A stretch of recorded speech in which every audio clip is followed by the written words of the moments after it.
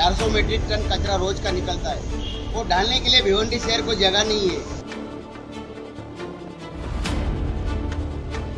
साहब ने वो निवेदन ले लिया है, लेकिन निवेदन लेते समय उन्होंने बहुत कुछ कर बोल दिया है कि तुम यहाँ पे काय के लिए आए, टैक्सेस देने के लिए आए, क्या ऐसा है क्या वैसा है। हम कुछ बोलने, हम लोग चुपचाप रह गए।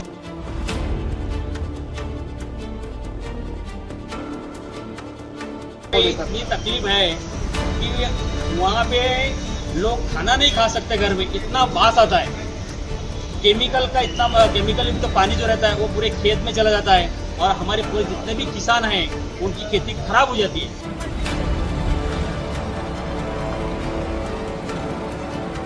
अभी ये कमिश्नर बोल रहा है कि हमको 4 महीने का टाइम दो। अभी पता नहीं है 4 महीना रहता है कि 4 दिन रहता है। फिर दूसरा कमिश्नर आएगा, फिर वही बात करेगा। ऐसा करते करते इधर 20 साल हो गए। ये कहा कि 7 दिन के अंदर साहब आप कुछ भी करके आप डिसीजन लो, पर्यायी जगह ढूंढो और हमारे ऊपर जो अन्याय हो रहा है यहाँ पे, हमारे लोगों के ऊपर जो अन्याय गरीबों के ऊपर, उसके ऊपर हमको छुटकारा दो। नहीं करोगे तो हमको लोकशाही पद्धति के अंदर आगे का कदम उठाना पड़ेगा।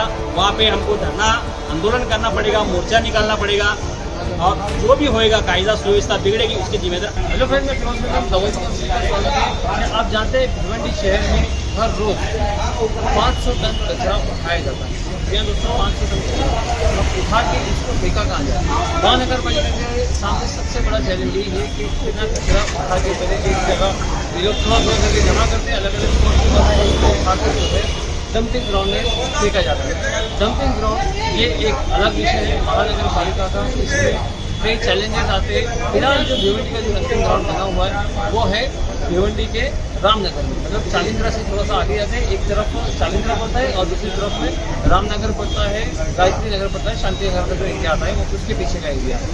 तो यहाँ पे डंपिंग ग्राउंड फिलहाल स्थित है, लेकिन ये डंपिंग ग्राउंड अनधिकृत है। यहाँ पर जो रिजर्वेशन है वो एक गार्डन का रिजर्वेशन था और उस रिजर्वेशन को ना मानते हुए महानगर पालिका जो है वो यहाँ पे अवैध तरीके से डंप कर रही है पूरा कचरा, शहर का पूरा कचरा। इससे क्या हो रहा है, इससे जो आसपास के इलाके के जो लोग हैं तो वहाँ पे बीमारियाँ फैल रही है। वहाँ की जो आबादी है तकरीबन 25,000 आबादी जो बताया जा रहा है, तो वहाँ पे जो है रोज़ बीमारियाँ फैल रही है और ये चीज़ें जो गंदगी, उसकी दुर्गंध, तो ये वहाँ के लोग जो प्रताड़ित है। वहाँ के लोग हर बार जो है इसको लेकर जो कचरा उठाता है उस कॉन्ट्रैक्टर के ऊपर आंदोलन होता है और उसके बाद महानगर पालिका में, लेकिन इसका कोई सोल्यूशन नहीं निकलता। आज भी चांदरा के यहाँ पे आके आयुक्त अनमोल सागर उनसे मुलाकात की और उन्हें एक ज्ञापन सौंपा और एक अल्टीमेटम दिया कि आप जल्द से जल्द इस बात का निवारण निकालें कि वाटर ग्राउंड से आयुक्त का एक कहना था कि अगर वहाँ पर तो कहाँ जाएंगे। तो ये महानगर पालिका को देखना है कि किस तरह से कहाँ पे डस्टिंग ग्राउंड हो सकता है। ऐसी कुछ चीज़ें जो है स्टेट गवर्नमेंट ने करेक्शन करके दी है, जिसके ऊपर स्थानीय लोग हैं उन्होंने हमसे बात की और क्या कहा आयुक्त। महानगर पालिका के कमिश्नर से मुलाकात करने के लिए आए थे, किस विषय में आए थे, थोड़ा सा जानकारी दें। हम यहाँ पे जो है चाविंद्रा, कोगांव, नागांव, गायत्री नगर, नूरी नगर, डोंगरपाड़ा उन लोगों का निवेदन लेके डंपिंग ग्राउंड के बारे में अर्जी देने के लिए हमको जो तकलीफें है वो बताने के लिए साहब के पास आए थे। ऐसा हमने निवेदन भी साहब को दिया है। साहब ने वो निवेदन ले लिया है, लेकिन निवेदन लेते समय उन्होंने बहुत कुछ कर बोल दिया है कि तुम यहाँ पे काय के लिए आए, टैक्सेस देने के लिए आए, क्या ऐसा है क्या वैसा है। हम कुछ बोलने, हम लोग चुपचाप रह गए। ये सारी बातें कमिश्नर साहब ने, यस कमिश्नर बोले तो हमने उनका ही सुन के लिया। वो बोल रहे हैं कि हमको और 4 महीने का टाइम दो। मैं बोला साहब को हमने बताया, बोले साहब सुनो, ये 4 महीने का और 6 महीने के टाइमिंग के बारे में आप जो बात करें, जो भी नया कमिश्नर इधर आता है हर कमिश्नर के पास हम लोग ये निवेदन देते हैं, उनको मांग करते हैं और वो कमिश्नर मीटिंग भी लेता है, जनरल मीटिंग, और उसके अंदर ठहराव भी लेता है और ठहराव लेके वो बोल देता है कि 1 महीने के अंदर हम पर्यायी जगह ढूंढ के आपको यहाँ का तुम्हारा चाविंद्रा का डंपिंग ग्राउंड जो अनाधिकृत इलीगल चालू है, कि वो जगह एक्चुअली डंपिंग ग्राउंड की नहीं है।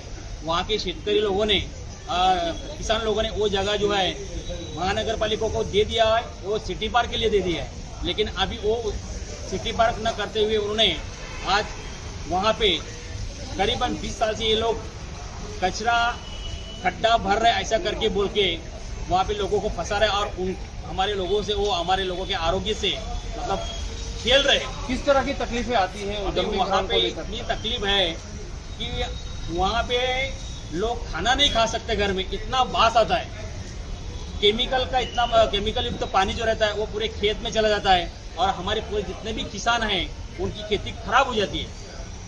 लेकिन और दूसरी बात ऐसी कि वहाँ पे जो डंपिंग ग्राउंड है एकदम बस्ती को लग के है, जो उसके लिए है ही नहीं, सिटी पार्क के लिए।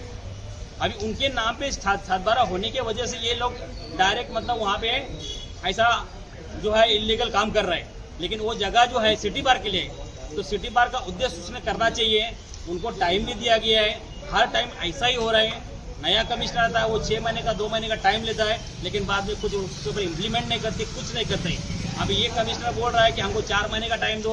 अभी पता नहीं ये 4 महीने रहता है क्या 4 दिन रहता है। फिर दूसरा कमिश्नर आएगा, फिर वही बात करेगा। ऐसा करते करते इधर 20 साल हो रहे हैं। 20 साल से आप लोग ये लड़ाई लड़ रहे हैं। Yes. तो उसके ऊपर अब तक सोल्यूशन नहीं निकला, कुछ नहीं निकला। तो इसके ऊपर आपको क्या लग रहा है, इसका कारण क्या लग रहा है आपको कि अभी राजकीय कारण है कि अभी क्या है? देखो उसके ऊपर क्या है पता नहीं, महानगर पालिका क्या निर्णय लेती है। अभी देखा जाए जो जुना जो डीपी प्लान है वो डंपिंग ग्राउंड की जगह है भादवड़ में। अभी नया डीपी जो है वो अभी तक इधर ही है, वो नॉट एट सैंक्शन। लेकिन अभी उसके ऊपर हम इम्प्लीमेंट करेंगे, वो करेंगे। ऐसा करके हमने ये 3 जगह ढूंढा है। MWS ट्रीटमेंट प्लांट जो हम कचरे के ऊपर करेंगे, वो तुमको समझता है क्या, ये है क्या, वो है क्या, ऐसा मतलब थोड़ी सी जो कड़ी हुई भाषा जो है उन्होंने अभी इस्तेमाल किया हम लोगों को। हम कुछ बोलने चुपचाप सुनते रहे। तो ऐसा हम करेंगे, हमको 4 महीने का टाइम दो। ये सब क्या चल रहा है? आप 4 महीने का टाइम मांग रहे, आप यहाँ से निकल जाएंगे, फिर दूसरा आएगा, हम उनको बोला वो ऐसा ही करेगा।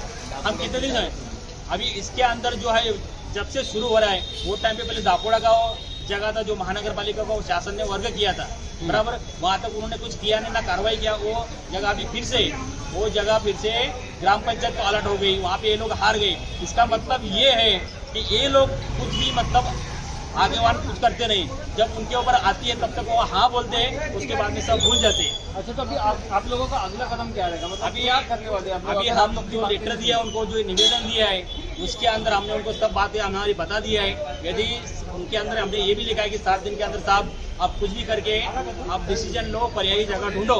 और हमारे ऊपर जो अन्याय हो रहा है, यहाँ पे हमारे लोगों के ऊपर जो अन्याय गरीबों के ऊपर, उसके ऊपर हमको छुटकारा दो। नहीं करोगे तो हमको लोकशाही पद्धति के अंदर आगे का कदम उठाना पड़ेगा। वहाँ पे हमको धरना आंदोलन करना पड़ेगा, मोर्चा निकालना पड़ेगा। और जो भी होएगा, कायदा सुव्यवस्था बिगड़ेगी, उसके जिम्मेदार आप रहेंगे, प्रशासन रहेगा। भाई साहब, क्या कहेंगे आप डंपिंग ग्राउंड के बारे में?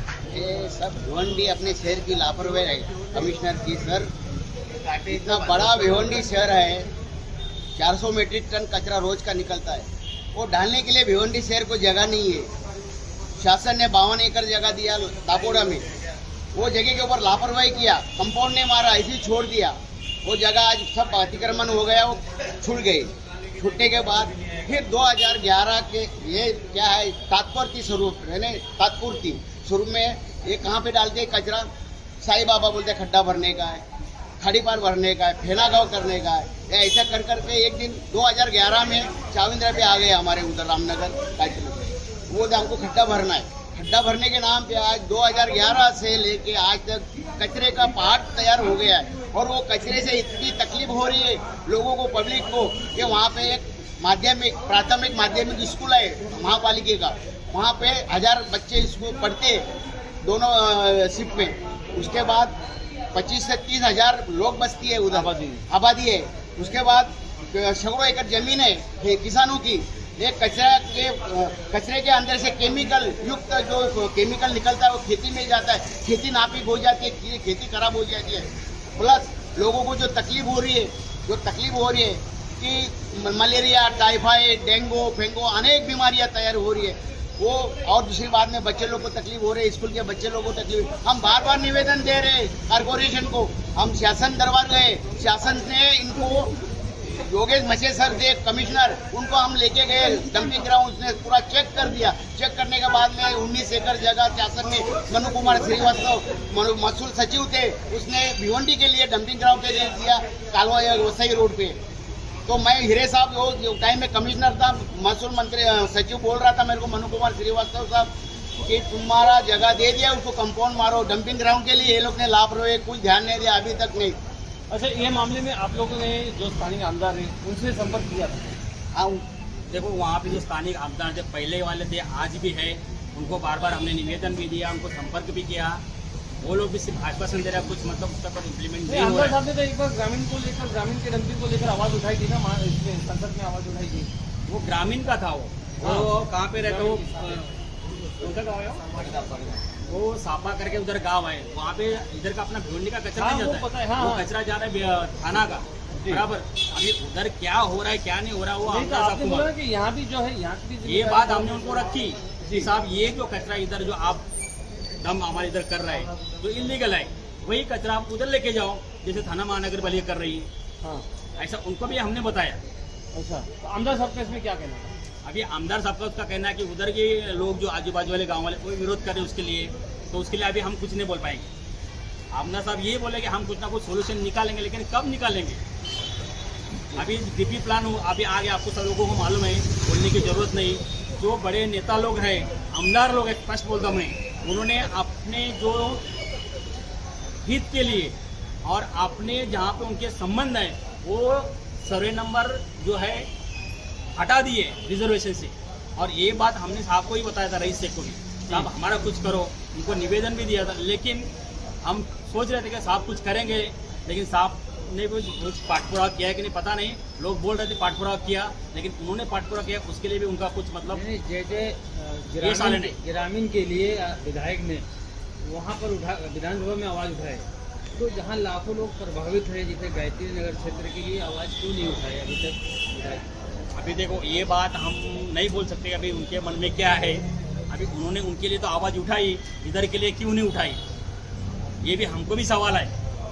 हमको भी ये मतलब मन में लग रहा है कि साहब हमारा भी सवाल उठाएंगे। हम भी टीवी पे देख रहे थे कि साहब ना कुछ बोलेंगे, लेकिन कुछ बोले नहीं, तो हम चुपचाप रहे। अभी तो कुछ बोल रहे हैं, लेकिन जिस दिन नक्शा लगा उस दिन मैं खुद मैसेज किया रईस भाई को कि साहब क्या अपना कुछ हुआ नहीं, लेकिन कुछ का कुछ प्रतिक्रिया है। ठीक ठीक।